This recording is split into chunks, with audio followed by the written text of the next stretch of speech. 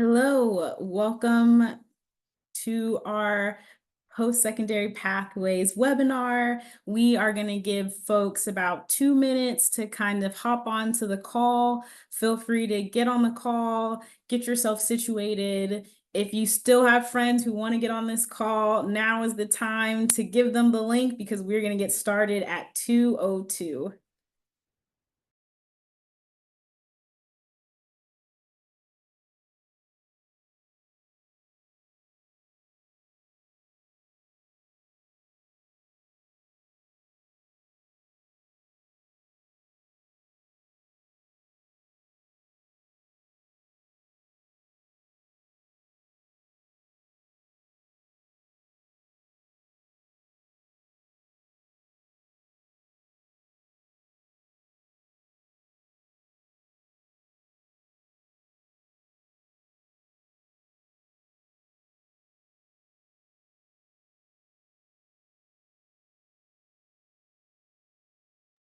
I'll also ask that as we are getting a lot of participants hopping onto the call, if you can, and if you feel comfortable, feel free to share your name in the chat as well as where you're joining us from or what institution you're working at so that we can engage in a collaborative dialogue with you.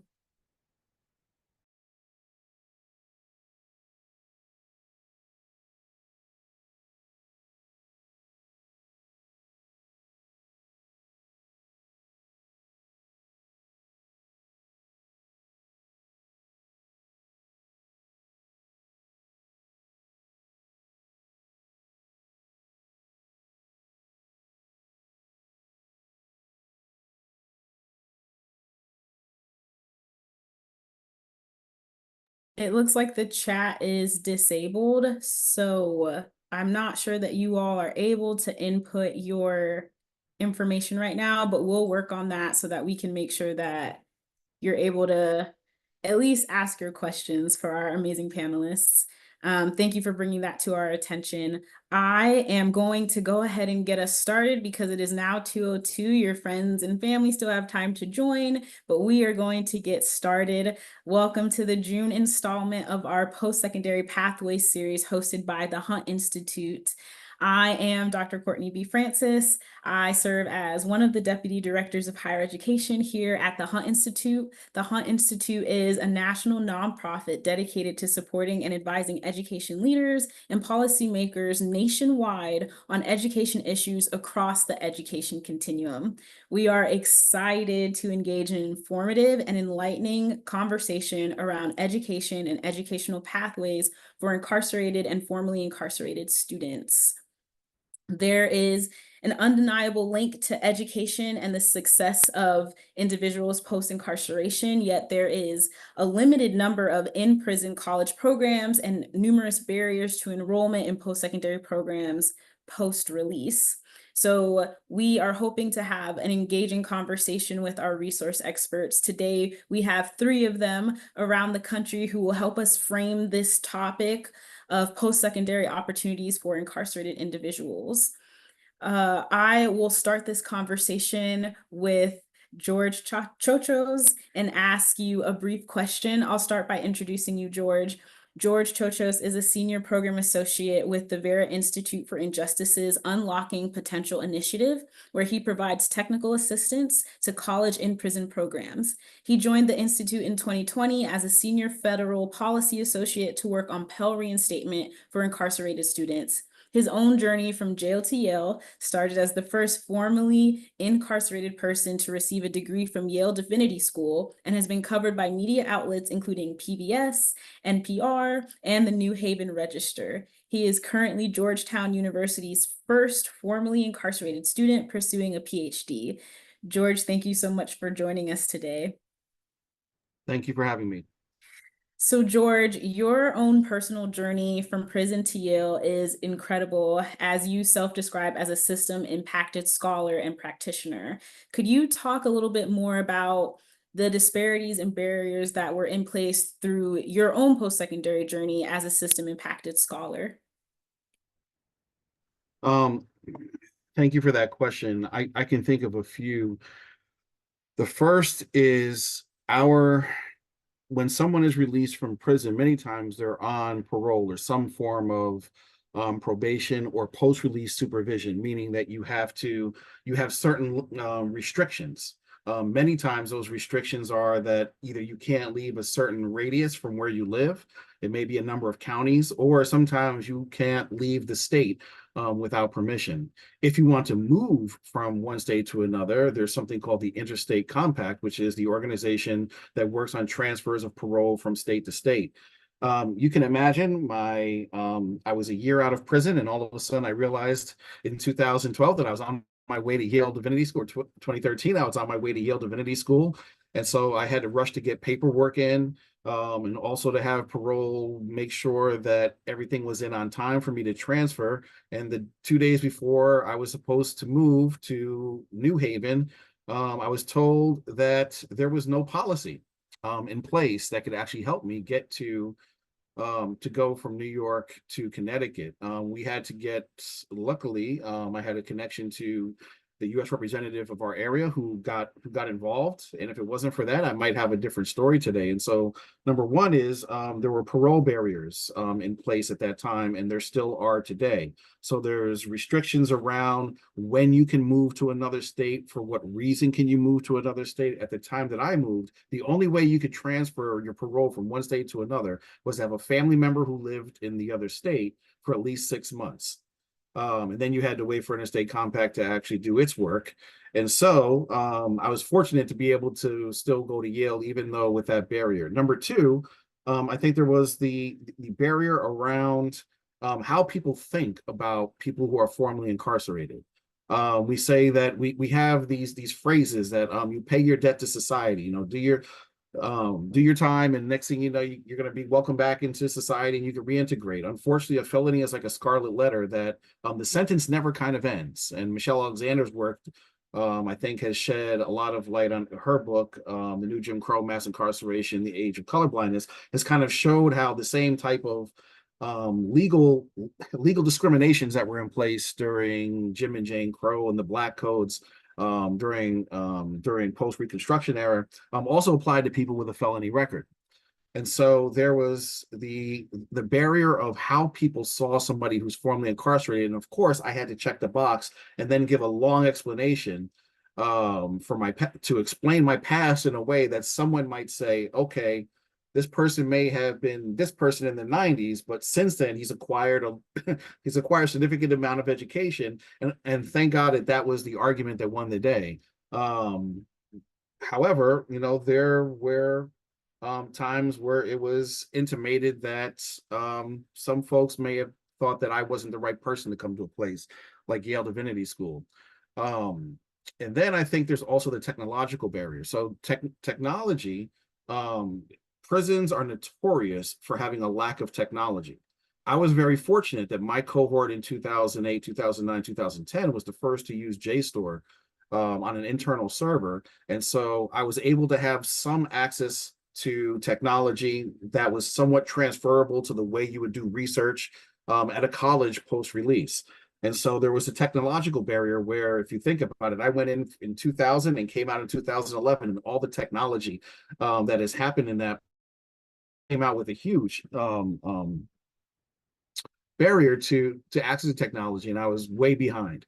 And so it took me some time, but thank God that I was able to use Yale Divinity School was very good in trying to help me get up to speed. And so those are like three barriers. I would say the technology barrier, the cultural barrier of the way people see people in prison with the boxes. I think we've gotten to a place where we're starting to ban the box, but people are still doing background checks afterwards, and sometimes people are getting their whether it's a job or whether it's access to college, their acceptance rescinded. And so I would say those are just some of the barriers that I experienced. Thank you so much for sharing that with us, George. And two things that you said that I absolutely appreciated hearing.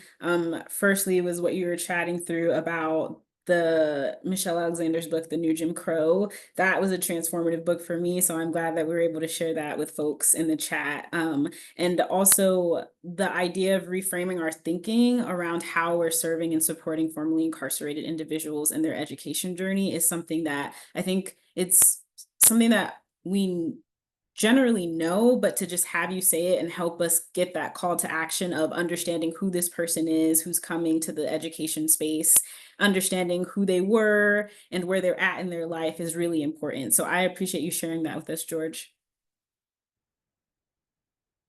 Thank you.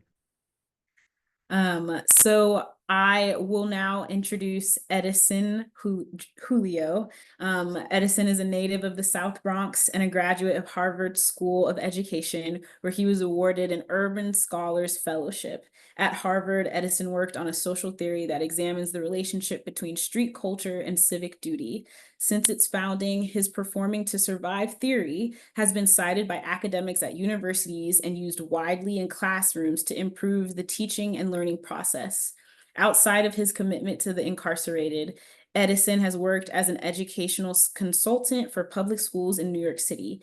He is currently a creative writing instructor at Rikers Island Correctional Facility and a teacher in the high school equivalency program at the Center for Alternative Sentencing and Employment Services. Edison, thank you so much for being here with us today. Thank you for having me. Yes. I Me. also want to add that Edison is also a board member for the Khalif Browder Foundation, a nonprofit dedicated to dismantling the systems that kept poor, disenfranchised communities mentally, physically, and emotionally in the struggle. I appreciate your work and I appreciate you joining us today. I would love to ask you a question about your experience with curriculum. Through your time as an instructor at Rikers, you have seen tremendous growth through your students and in your writing the other self curriculum. Could you explain more about this curriculum and tell maybe a story of student growth that you may have seen or experienced or watched in one of your classes? So that's a good question. Basically, the curriculum came about because, as you mentioned in your introduction, and thank you for like such a gracious introduction. When I was in graduate school, I was trying to figure out a way to tell the story of the impact that I felt culture was having on communities like mine, not only in New York City, but in states everywhere across the country.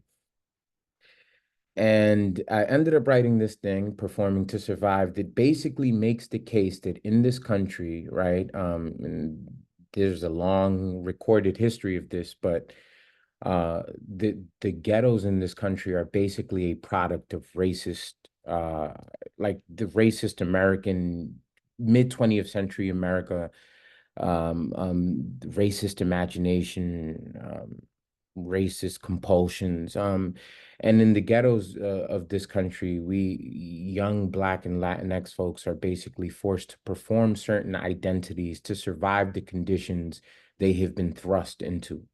If you're an educator, sometimes you see this in the classroom, or you can see this in the communities by way of like the exaggerated male behaviors, the tendency to sort of resort to violence very easily, very quickly, and sort of the spurning of education. This idea that like why we need school, F school, and with the case that I'm making is that this is a performance, that in fact young kids from these kind of communities actually um see the value of education and are incredibly brilliant. But when that's not the thing that earns you the influence in the neighborhood that you live in, that's not the thing that you can sort of embrace publicly. But when violence is the thing that earns you the influence from in the community that you're from, violence is sort of what you demonstrate, what you try to master. Because is I write a little bit about this, but it ensures you, it functions as kind of a bodily life insurance. Nobody wants to mess with the person that they know will take it the furthest. And that person that's willing to take it the furthest is very often afraid of bodily harm. And so bringing these kind of ideas and speaking to these things, speaking about these things at the jail with the students, kind of gives them language for what it is that they've been witnessing, that they've been participating in around them. Because it's funny, I start all of my classes the same way. I won't tell that story, but you know, yeah, because I want to be conscious of time. But the thing I will, I'm sorry, I didn't hear what I you said. said, please feel free. You have some time. No, so this is how I start all of my this is how I start all of my classes. So I get to the class and I always tell my students at the jail, I tell them, you know, it's a group of young men, close your eyes. They close their eyes. I say, yo, imagine it's a nice summer day. You going back to your block, whatever you coming from, wherever you coming from, you're coming from somewhere else. And I asked them to close their eyes. Imagine this. Now, imagine you get back to your block and all your friends is outside and they're chilling, and some of them are drinking and some of them are rolling something up. Weed is, you know, legal in some states now. And so, and you know, that's kind of the vibe. And I always ask them, you know, how many of you, if your friends on the corner of that block were like, yo, Ed, come chill, pull up. We about to chill. We doing this or we doing that. How many of you could say, actually, nah, I'm going upstairs. I have this great book that I want to read. And all of them laugh. All of them laugh in that moment. And that's the kind of Socratic dialogue thing. That's the sort of drawing the answers forth from them. And I'm like, why y'all laughing? And they laugh because they understand that to do something like that, to sort of say to your friends that are, you know, that are interested in like doing the casual, cool, quote unquote, things outside on the block, to sort of respond to them with, I'm going upstairs to read, would be absurd. You know, it'd be kind of silly because they understand that that's not the thing that helps you live in this place, around this place. And by the way, again, I don't want to ramble. There is context to this. I think that everyone should read Richard Rothstein's The Color of Law, so that you can better understand the painstaking collaboration between churches, governments, nonprofits, presidents of this country, that it took to create the sophistication that it took to create the ghettos the way that they are, to produce exactly what it does produce today. And you know, then people are confused. Why are they shooting there? Well, this is what you wanted there. You know, so they kind of get it, but the thing is, helping give them the language to understand their own condition helps them sort of start imagining a different possibility for themselves. It don't always got to be this way, you know. And there's more to say, but I want to stop there. I'm sorry. I want to be mindful of the other panelists and stuff, but I didn't get to tell like a happy story of a student that actually progressed and stuff. That's 100% fine. And if you do, I mean, we do have a little bit of time. So if you want to share a story, we do have a couple of minutes still for your question. So feel I had free. this I had this one student, gang involved. He was like he was one of those ones. And he was very well respected at the jail.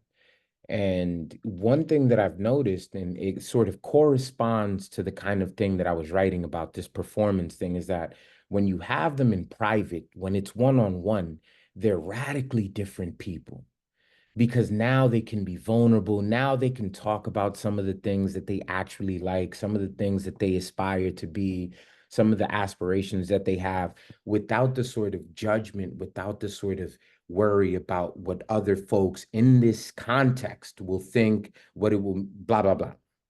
So I told them, like, you know, we're gonna give ourselves a new name. We're gonna try something different. We're gonna try to develop different habits. And this one kid gave himself, and he was like first and facing like an attempted murder situation. And he gave himself this French name, and I'll never forget it because I thought it was hilarious. And so people won't understand this that don't understand the curriculum thing, but it was a curriculum based on like creating another identity for yourself, right? So it gave you a kind of flexibility to be different than what this sort of your environment had demanded of you for so long. And he gave himself this French name, and the next week I came back to the jail. He wanted me to bring him like books on like learning French. And then It went from like wanting to learn French to maybe wanting to leave the country. And he was growing in a direction that was different than what we see sort of historically in these places, and what the ghettos of this country are sort of meant to produce. And it was beautiful. He was started to write poetry. He just took on like an entirely different persona. And it doesn't surprise me at all, because one thing we have mastered in this place, in the hoods across the country, one thing we have mastered is like the sort of art of creating personas, because we have needed it for so long to survive. And so, yeah, that one student that I had, he just blew my mind, because he was like learning an entirely different language. And this was him cultivating a new self, a new way of being that was less stiff, less caught up in what history had like left for him. Yeah. He was Yeah. giving himself an opportunity to be something else. Yeah. Outside of what you mentioned, the performative nature that a lot of folks have had to um assume, this Yes. book freed him and gave this French and this learning and this education, freed him in a sense that he could be the person that he wanted to, outside of what he was being required to perform. Now, how you take that back to your block, is Right. difficult, it's Yeah. complicated. We don't have all the answers, Hmm. but that's a start. It's like, yo, I could do something else. Okay. Yeah, thank you so much, Edison. I will echo, both you and George have named two of my top two books that I recommend to anyone. Michelle Alexander's New Jim Crow, and then I just finished last summer The Color of, or maybe 2 summers ago now, The Color of Law, and truly speaking to the way that law has created the societies, the cultures, even the ghettos that you mentioned, Edison, and how yet while some of the laws have since changed, nothing has really been done to remedy the impacts and the effects of these laws. And so two really great books that thank you both for sharing them with us. And I hope that folks on the chat get a chance to get those books as well. So thank you both. I am going to turn over our next question to Dr. Capastoro. Thank you so much for joining us today. Those of you who are joining us, we have a new addition to the panel, and we're so excited to have Dr. Capastoro filling in today for us. Thank you so much for being here. Thank you so much for having me. Of I appreciate course. the invitation. Of course. I want to share with everyone that Dr. Capastoro concurrently serves as faculty member in World Languages and Cultures Department at the University of Utah, and has worked in higher education across the United States, promoting institutional practices, policies, and programming to best serve incarcerated first generation and EHSI learners. She is part of the Research Collaborative on Higher Education in Prison, and her current project is focused on establishing the National Center for Research on Education Justice and Opportunity. Her previous research was on second language acquisition in prison contexts. Thank you again for being with us today, Dr. Capastoro. I have a really good question for you today, and I know you've done work and research in prison and education policy space. Truly appreciative of your work. As someone who just came from Florida, it's good to see the good work that you're doing and translating it to other spaces. Can you share what your research tells us about the impacts of in-prison college programs on individuals after release? And what advocacy would you propose to enact or support as a result of this? Thank you so much for that question. I think that it's important to point out that at this point, we cannot tell like all the opportunities and impact on prison college programs, as there's really not like too much research into like what these impacts can be for students once they're released, right? So I think that is important to point out. I imagine that the larger audience here, right, like is aware of like some of the things that I point out about this impact. So I will like just reiterate that, like reduction in incarceration rates, right? Like that's kind of like one of the things that education could potentially produce. People with higher educational attainment enjoy greater incomes, economic stability, and life quality. The third point will be creating a greater sense of community, right? Students develop a sense of belonging by enhancing their social and familial connections, because, you know, like prison, as we all know, right? Like, unfortunately, like prevents sometimes, right? Like those connections.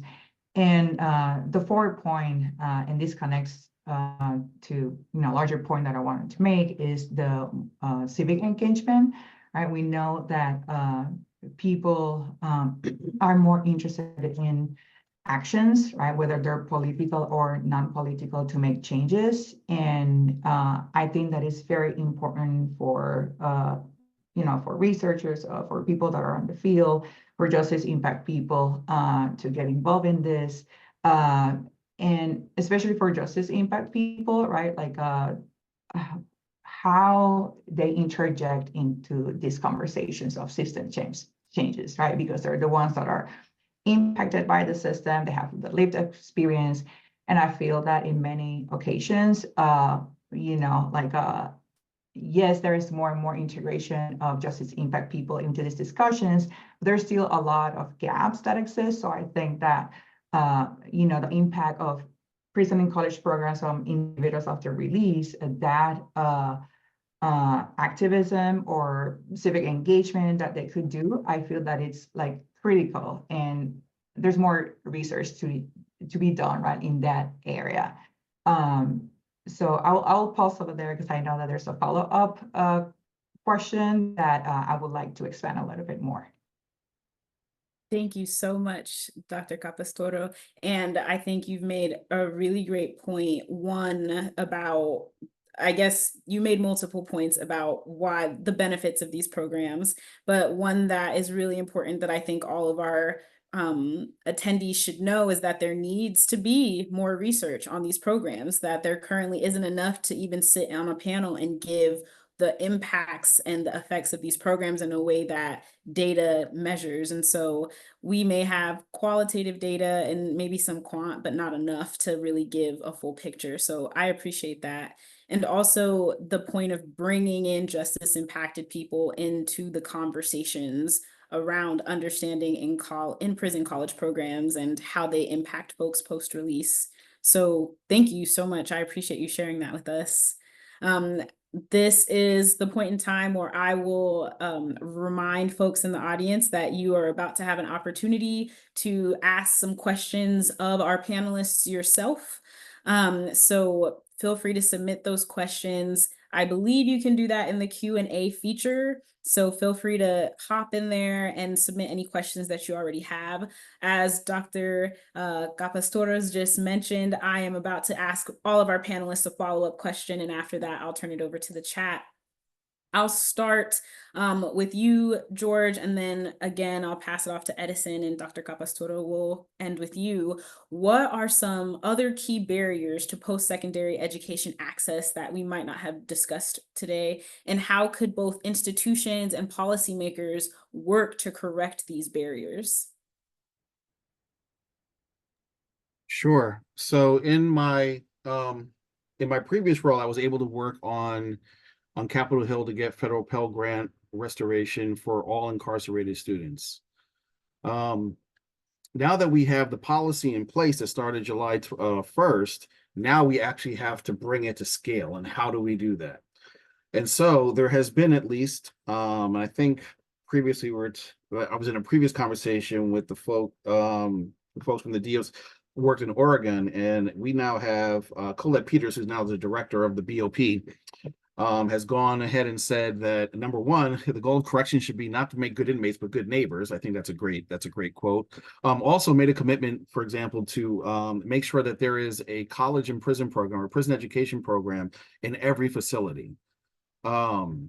I think we need to see that around the state before around the country before 1994, when Pell Grant eligibility for people in prison was removed. There were college programs everywhere. By 1997, almost every state had college and prison programs, and it went down to, I believe, and it went down to just 8 programs, or over 500.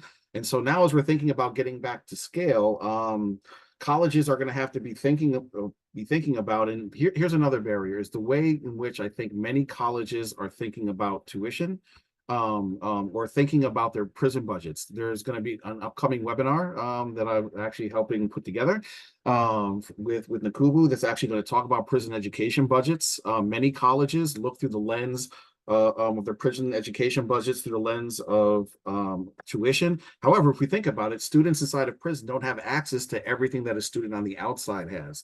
And so I think colleges can be thinking about, as one barrier to this work, is rethinking about what their prison budgets looks like, thinking about in terms of the cost of the actual program, not through tuition dollars. And I think that could help. Number 2 is colleges that want to get involved into this work, but are concerned about the regulations that say folks in prison have to have at least an option to finish post-release. Now, that could be finishing at your institution, that could be finishing at another institution, that could be finishing online. It doesn't mean that everyone. I think there's some concerns around certain populations, and I even hate talking about it. We're coming to certain campuses. However, I think that colleges should be thinking about.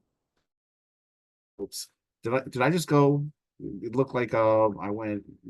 Okay. All No, right. you're here. We're here. Okay, cool. So colleges should be thinking about, I think, in terms of their admissions, in terms of blind admissions. The current regulations do not discriminate based on sentence type, meaning what conviction you're there for or how long you're there. And I think that colleges should be thinking about that as well.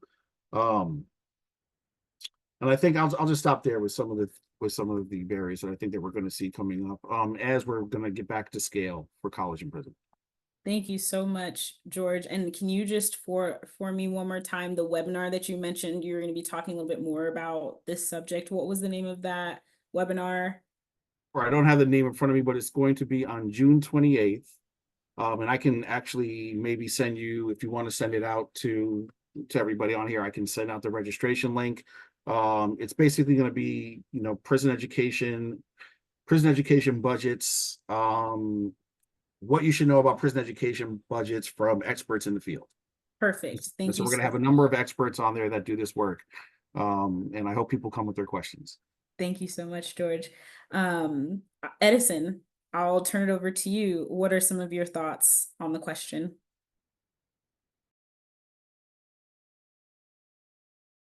I'm sorry, I was muted. I thought George gave some great answers. I think that one of the books that I teach, I'm teaching a philosophy class on Rikers Island. One of the books that I teach is Franz Kafka's The Metamorphosis. And Kafka's famous, obviously, for having coined the term Kafkaesque. And what Kafka was so overwhelmed by his entire life, what helped Kafka, what helped inspire a book like The Penal Colony, The Trial, where the sort of like the insurmountable feeling of bureaucracies. And I think that one thing that has really one thing that has been a barrier for post-secondary education for incarcerated folks have been like the bureaucracies. Colleges don't have sometimes the necessary interfaces that they need to meet prison oversight committees and boards. Colleges don't sometimes. There's just a way in which like it can become really discouraging for some universities, though many are involved that want to get involved. because my second point was that at some universities and not some universities, at some prisons, the sort of power that officials and prison authorities have from facility to facility is different.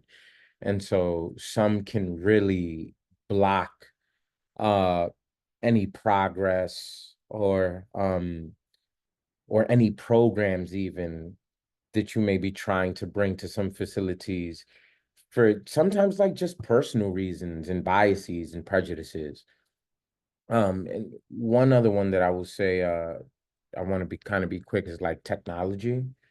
Um, Technology is always a barrier because, you know, the correctional officers at the jail are always talking about they have to be security minded first. And, they kind of just make it difficult, for students to have access to the kind of technology that they would need to successfully complete any kind of quality education um during their incarceration.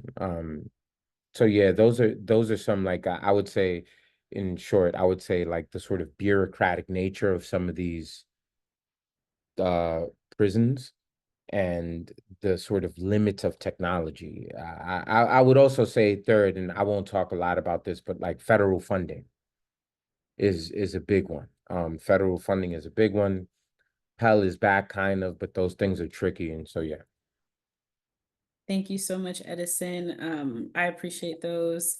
Um, the access to quality technological support is something that I think resonated with me because I think George mentioned two things. One point talking about JSTOR and how that was him having access to that was very important. And then also mentioning what it was like leaving prison, George, you mentioned, and then coming out and all the technology boom that was there. And so having the ability to navigate that post being incarcerated might be a culture shock. And so having access to that technology to do the quality education, but to familiarize yourself with it is really important. Thank you, Edison. Dr. Capastoro, I'm going to turn this question over to you as well. And just to reiterate the question, for those who maybe forgot what it was, what are some other key barriers to post-secondary education access, and how could both institutions and policymakers work to correct these barriers? Thank you so much for the question. So it's a very big question, right? But I feel that, it's for us, it's very important to right, that higher education institutions start to see incarcerated learners as another critical student population of our community, right? Like, right, we know that on campus, right? Like now we have more research and services that are specifically tailored to first generation, to some institutions that are emerging Hispanic serving institutions or HSIs, right? So how are we, intentionally serving, addressing the needs and systematically collecting data of these students, right, to learn what could be improved, right? Because I feel that it's not only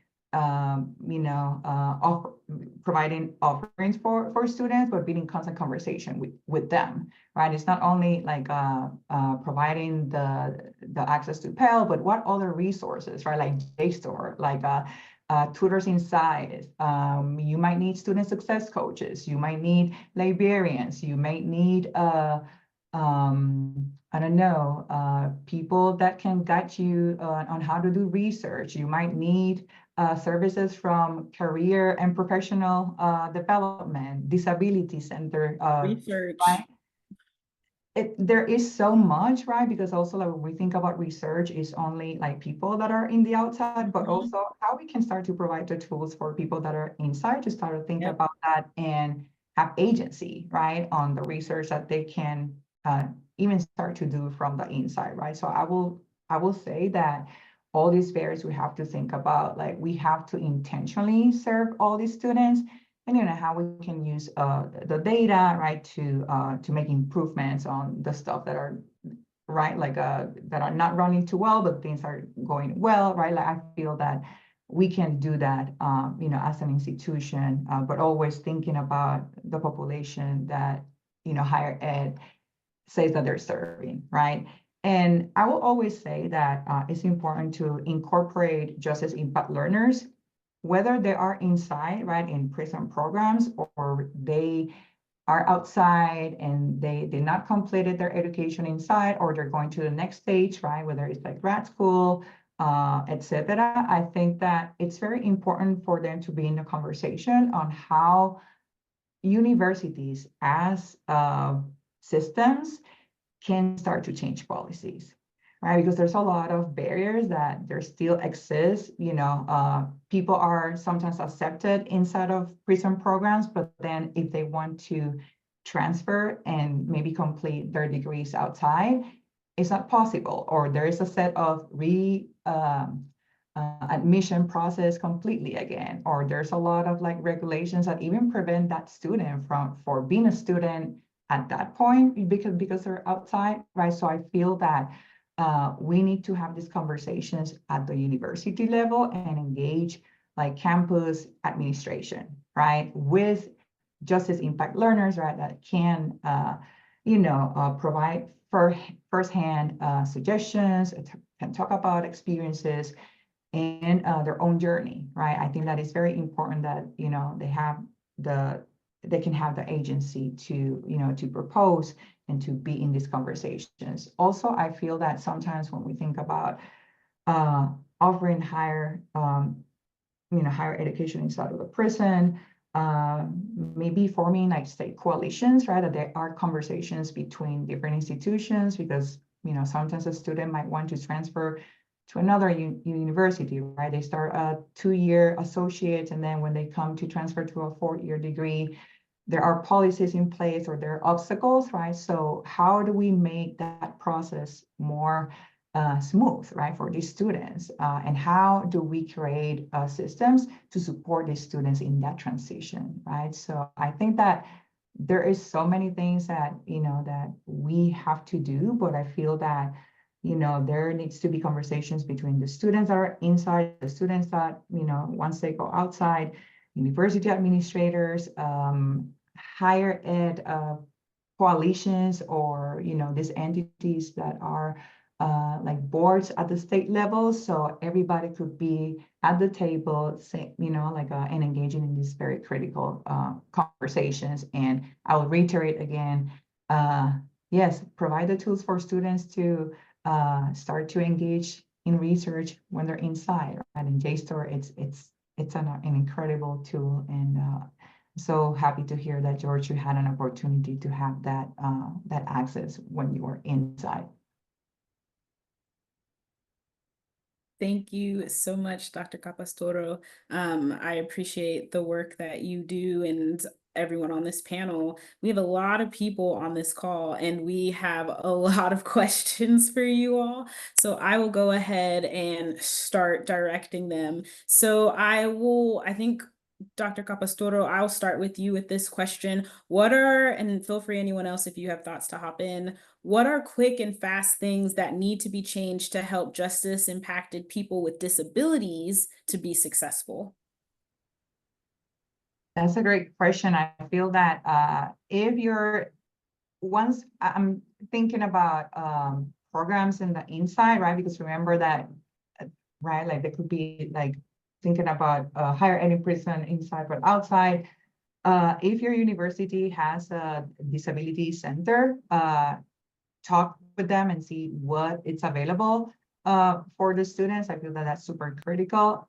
I also do understand, right, that there are policies sometimes in the prison that might prevent from wanting to provide these services to students, but try to brainstorm on what are the alternatives, right, that we can bring to students inside. And if that student that is on the inside is gonna go to your campus, like bring them to the disability center, and have them connected with people that they can provide like a lot of information about what is possible and what is not, and potentially also start to like connect with organizations that do that work, because sometimes, right, like the work cannot exist in isolation. It's not only about like the student, it's about like community organizations and, you know, university resources, people that could help the student to access, and maybe other community members or organizations that can help advocate, right, for the rights of this student. Thank you so much. I think that also lends itself very well to your point that you mentioned about the types of resources needed in prisons, and disabilities resource liaisons could be one of those as well. The next question that we have in our chat is, can you speak to any examples of prison education programs that provide strong transition supports post-release? I'll start with you, George, and Edison. If you have thoughts on that, I welcome them as well. I'm sure there are some programs that are doing really great work. I think of NJ Step, Chris Egan's, and the folks at NJ Step are doing great work around this. I don't have extensive knowledge of their program, but I do believe that they have coaching and career and advising all the way from an associate's degree all the way through, I think, a PhD. And even reentry coaches that work with you, or navigators on the inside, also on the outside. I would also mention maybe Hudson Link for Higher Education. I'm a little bit more aware of theirs because they gave me my first 3 suits when I was released from Sing Sing in 2011. And I think one of the reasons why their program, for example, in 2010 or 2011, they put out a documentary called 0%, because at the time, I think the national recidivism rate, the rate at which people go back to prison, was in the 70s, or close to about 70%. And for the hundreds of people that have been released from their program, 0% people had returned, and actually people were actually flourishing. And so I think their model of, number one, they hire formerly incarcerated people to work on their staff. And so when folks come home, they're working with somebody that has gone through a similar type of situation, that has had to reenter him or herself, and I think is able to provide that lived experience along with the professional experience to help people as they're transitioning. Some other program, Bar College now has really done some great work around reentry. And so I know that they have a center now in New York City where they're helping folks, and they're trying to also do this in other parts of New York, because not everybody returns to New York City. Like me, I went to Albany, New York.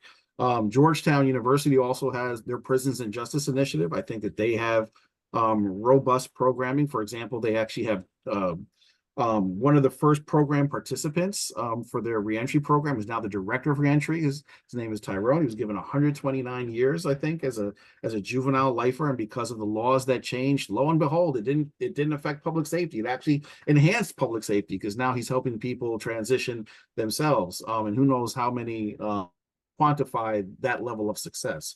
And so Georgetown, for example, offers 2 reentry programs. They offer a certificate in business fundamentals and entrepreneurship to formerly incarcerated DC residents. It's called the Pivot Program. And they also have a program where they offer a Georgetown Law Center paralegal certificate to formerly incarcerated DC residents.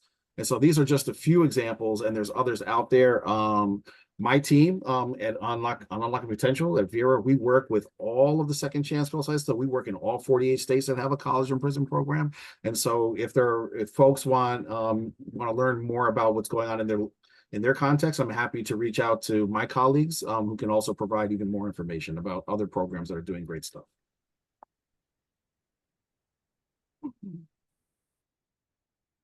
Yeah, I would like to add that in the South, right, like there is a THEI, Tennessee, they're doing great higher education program, but also reentry programming as well. Operation Restoration as well in the South is doing incredible work over there.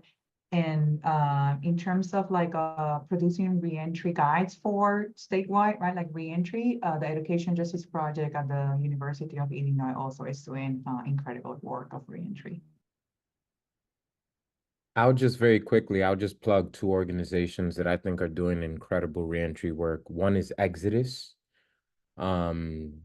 right here in New York City. They have several offices. I know. Sadly, they ended up getting into some trouble on Rikers Island because they're big on having formerly incarcerated folks go and serve as mentors to younger men and women that are sort of caught up in the system at the moment. So they had a few things go kind of not the right way, but they do incredible work. And Fortune Society. Can you repeat that last one, Edison? Fortune Society. They're, Fortune they're also Society. based in New York City, doing incredible work, led by a team of folks that are formerly incarcerated, brilliant. Yeah, so shout out to them. And I was just gonna say very quickly, I forgot to say this, but there was one of the barriers, the last question we were answering, one of the barriers to post-secondary education was sometimes lockdowns and transfers in prisons. I was thinking about someone that I knew that was actually getting a theology's master at Sing Sing, and got into a sort of problem. Was he didn't provoke it, but he couldn't avoid it, and they transferred him, which happens a lot of the times, and it kind of ruined his sort of academic trajectory. So transfers and lockdowns, obviously, I could say more about that, but yeah, those are two things just in case anyone wanted some to consider. Thank you all so much. The questions are pouring in, and I'm going to try to get to most of them as we can. I'll say someone loved the recommendation of The New Jim Crow and The Color of Law. And they also mentioned The Sum of Us by Heather McGhee. So if you got, I'm seeing some head nods for that book. So I'm going to go ahead and assume that that's another good one for folks to add to their list. A question that someone posed in the chat is, how do panelists feel about Georgia State University pulling HEP from Georgia prisons, especially considering the GSU graduates more Black men than any other college?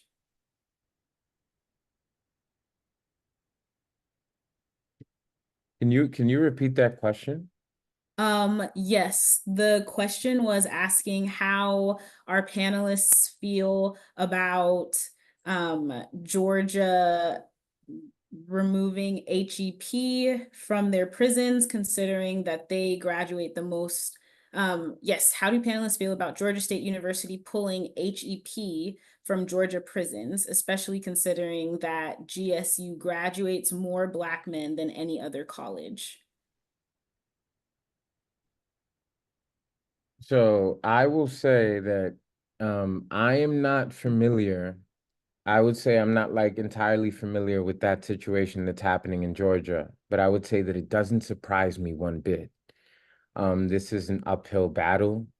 I think every time I turn around, there's another trick, there's another sort of bureaucratic wall that's built, that interferes with the ability of folks to sort of earn their education and to sort of do better. Thankful for the person that noted that. I want to read about it, but I wasn't entirely familiar with that situation. Thank you so much. This is a point for us to all educate ourselves on. So we love these webinars for that very reason.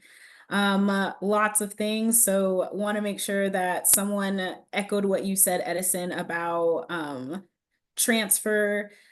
Someone else and mentioned, to your point, Dr. Capostoro, about transferring courses to other colleges and how important it is for those conversations to be had about transferring those credits.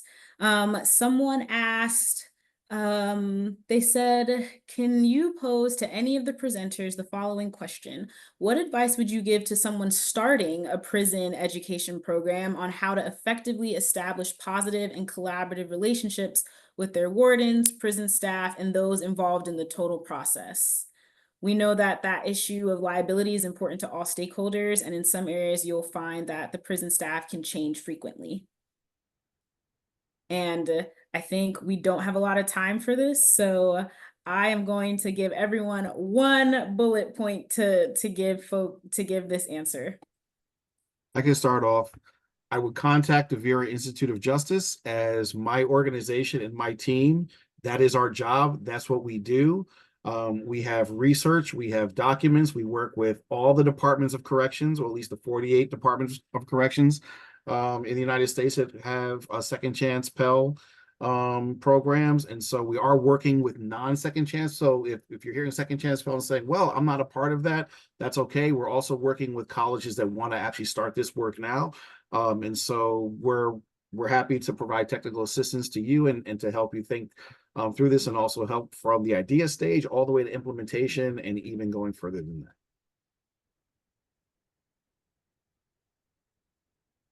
That was a great assist I had just there. I teed it up for you, George, and you dunked it. Dr. Capostoro, do you want to answer?